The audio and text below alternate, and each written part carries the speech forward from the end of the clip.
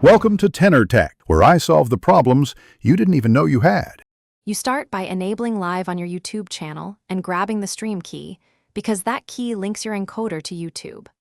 Once done, install an encoder like OBS and open its stream settings. Paste the stream key and select YouTube as the service. Make sure your camera and microphone are connected and recognized by the encoder so you don't waste time later. You're now ready to build scenes and choose a resolution before you hit preview and go to the next step. Now you configure the middle details that determine stream quality and flow. Arrange scenes for camera, screen share, and lower thirds, and assign hotkeys so you can switch without fumbling. Set output resolution and bitrate based on your upload speed.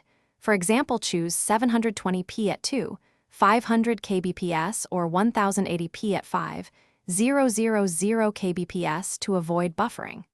Once configured, test local recording and a private or unlisted stream to check audio levels, sync, and latency, because catching issues now saves viewers from a bad experience.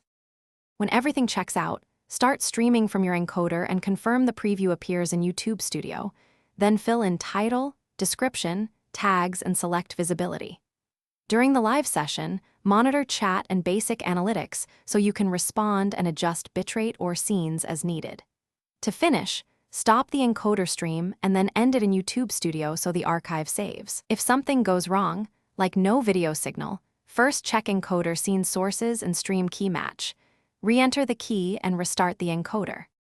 Thanks for watching. Subscribe to keep your life in tune.